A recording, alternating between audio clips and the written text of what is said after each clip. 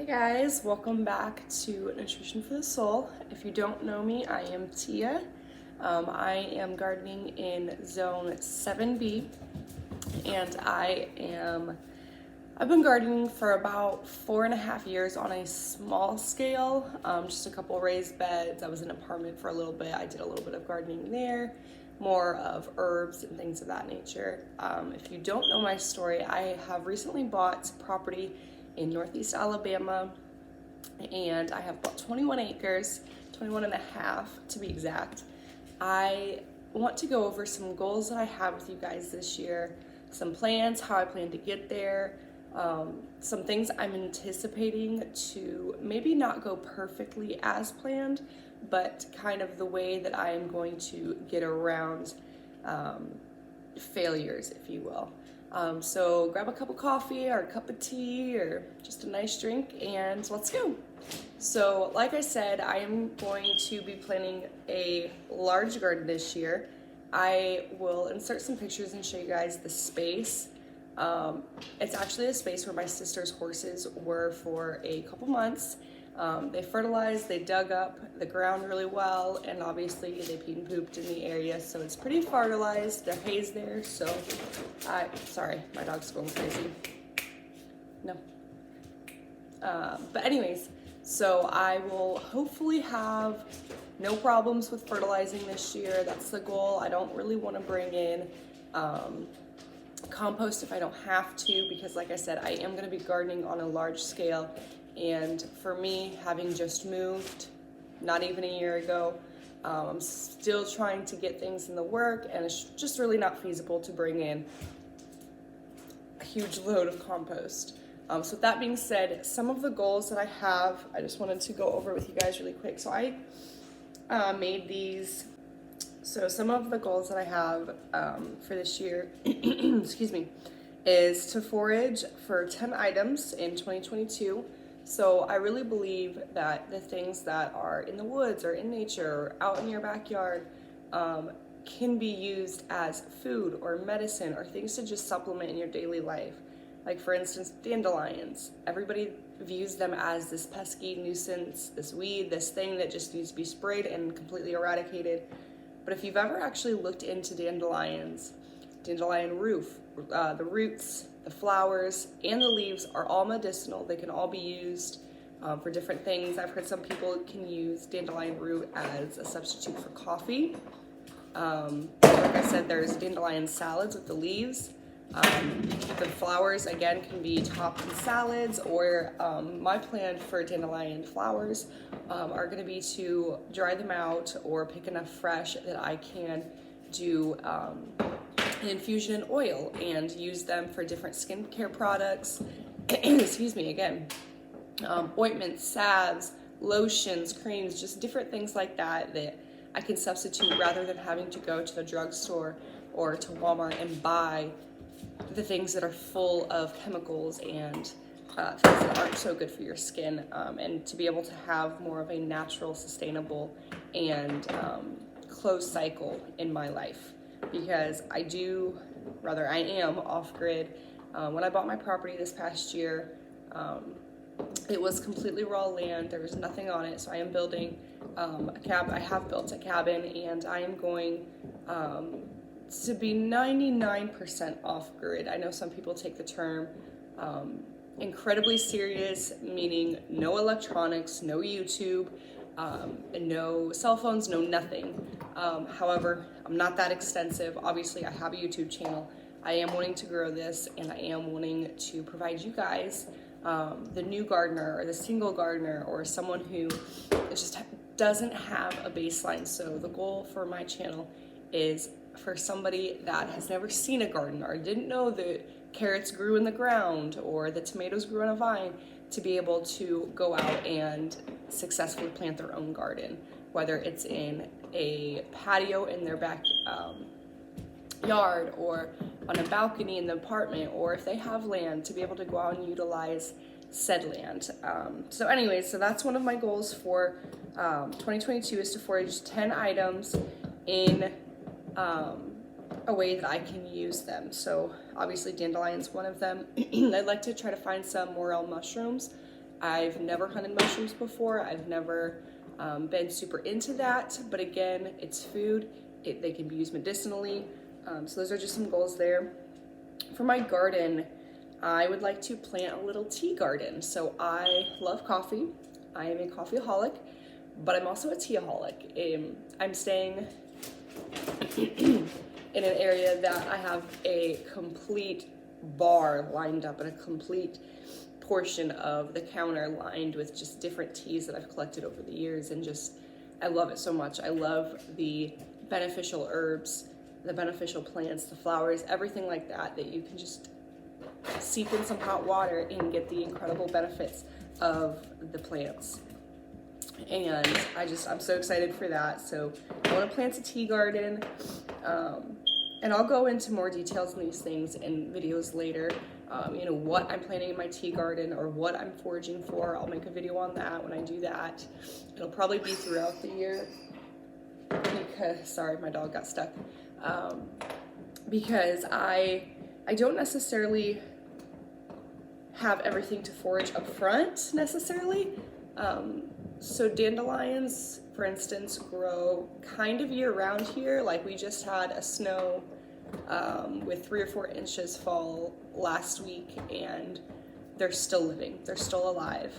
I know in places like Indiana or Michigan or more up north, they're not year round, but here they are. So my growing climate and your growing climate is definitely going to be a little different as to what's growing, what's available. I would love if there was fireweed to go harvest, but unfortunately I'm not in Montana or Alaska where it grows wild. I am going to try to grow some of that this year, and we'll see how that goes. I'll keep you updated with that one. So a tea garden, I want to forage. I would like to preserve a quarter to a half of my food this year.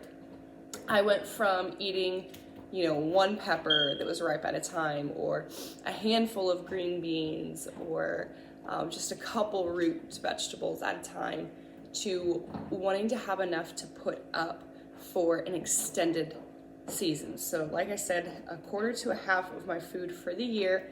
It's a lot of food, it's a lot of preservation, it's a lot of learning.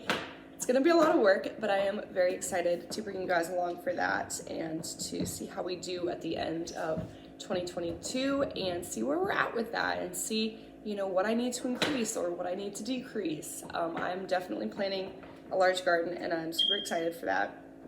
In that, I want to build my soil to be alive, to be self-sustaining, to be just continuing the cycle of natural compost or breaking down of the leaves, of bark, of just things that are on my property. I do plan to get chickens hopefully this year, but I can't promise that because, like I said, I am kind of starting from scratch, so I have to be realistic while also holding some dreams and holding some goals for this year.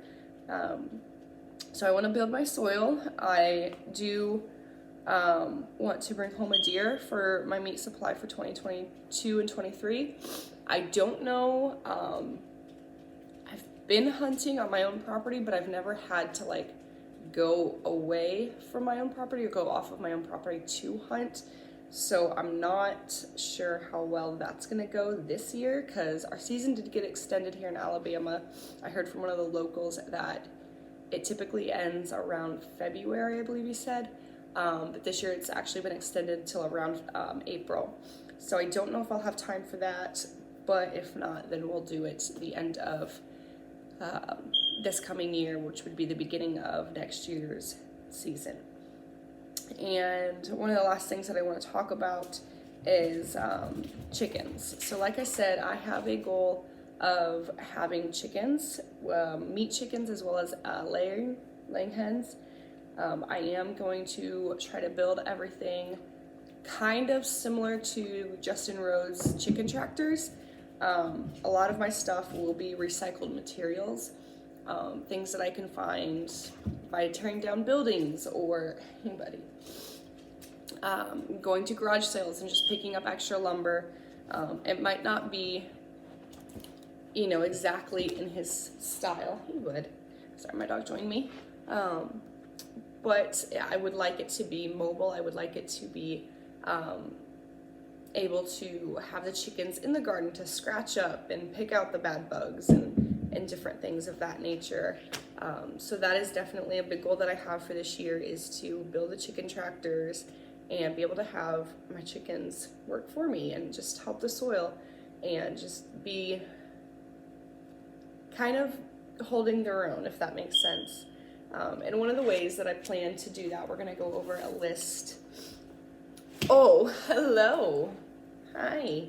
If you guys don't remember, this is Coco. He's my beagle. He's grown quite a bit since you guys have seen him in his debut. Anyway, so the things that I am planning this year, I plan to grow asparagus, which I know is not going to be ready this year, but that is something that I would like to get into the ground so it can be a harvest crop for future years. I plan to do bush beans, pole beans, beets, broccoli, Brussels sprouts, cabbage, carrots, cauliflower, celery, chard, collards, corn, cucumber, kale, leeks, melons, okra, shelling peas, snap peas, hot peppers and sweet peppers, spinach, summer squash, winter squash, tomatoes, tomatillos. For tomatoes, it will be cherry slicing and paste tomatoes. And that's kind of the overview. I am going to grow some things like ground cherries, or they're called vine peaches. They're kind of like a cucumber, kind of like a peach. Some odd and end things that I have seeds for, I have the space for. So why not give them a place in my garden and see, how they do and if I like them. So with the goals that I have in mind, like I said at the beginning of the video, I know that I'm going to have some failures. I know that I'm going to have some setbacks.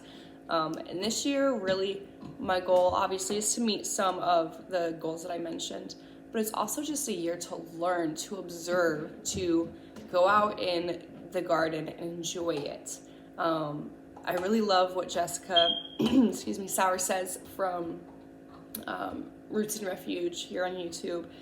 She says to grow something lovely, grow something in your garden that makes you want to be out there, that makes you want to have your morning coffee out there, or have your afternoon tea out there, or just take a book and sit or do a devotion in the yard and in your garden. And I love that, because I know when I first started gardening, I was so focused on trying to produce that, I was out there. I'd come home from work at 10, 11 o'clock at night, and I'd shine my headlights from my car out in the garden, and I'd go and I'd try to pull back the soil and see if anything had sprouted yet. Granted, I had planted them that morning. Obviously, nothing was going to happen, but I was so eager. I was so excited to be in the garden. I was so excited to watch the progress of the plants grow, that I always was out there. I would take my morning coffee out there. I would, any excuse I could find. Oh, I saw a snake over there. Let me go scare it out of the garden. Like, whatever excuse I could find to get out of what I was doing to be in the garden. It was my safe space. It's where I spent countless hours praying, and learning and kind of meditating on the Word of God. And I learned a lot just in those couple years being out there.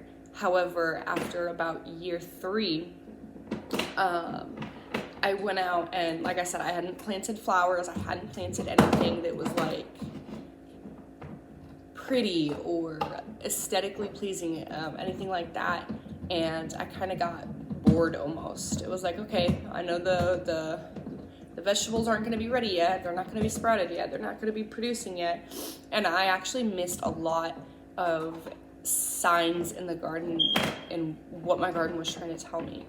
I didn't have a lot of production as far as peppers or tomatoes, because I didn't have pollinators. I didn't have things in the garden that were benefiting the soil or the produce or anything like that. And so I kind of got really discouraged. And in 2020, I spent 3 months traveling with my parents. And when I came back, my garden was awful. It was overrun. There was weeds everywhere. I had the worst time trying to weed that garden and just getting it back to plantable or ready. And I learned something that day. I sat out, I took a chair out in the garden. I was off of work for the day, And I just remember sitting back. I didn't have any tools in my hand. I was just sitting there and I was observing what was going on in my dead garden. And what I learned that day was that in order to have a garden that is living, that is active, that is producing, that is self-sustaining, you have to plant flowers. I know that might trigger some of you, but you have to plant flowers. There are bugs that don't like, or slugs or different insects that don't like certain flowers, and other flowers attract them. And what I mean by that, a good example is about sunflowers. The bees love sunflowers. And when I was sitting in my garden, I don't know what they're called. They kind of look like a wild little daisy. They're about that big around, about the size of a dime. And they're super small, and I bet I counted 20 bees that day. 20 or 30 bees were just hovering over these flowers and just enjoying what they had to offer. And I was blown away, because before that, I had never in my entire life, in my entire gardening time in this area, I had never once seen a bee in my garden.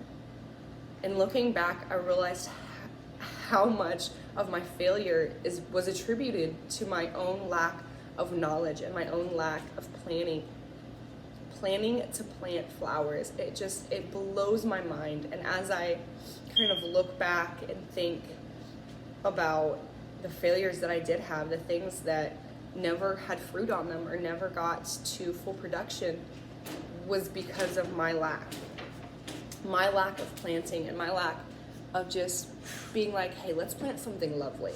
Let's plant a beautiful sunflower, or some nasturtiums, or marigolds, or calendula, or just something that the insects are gonna love to be around, and they're gonna love to be in my garden, helping and pollinating my garden just as much as I'm loving to watch them and to be there and to be around them.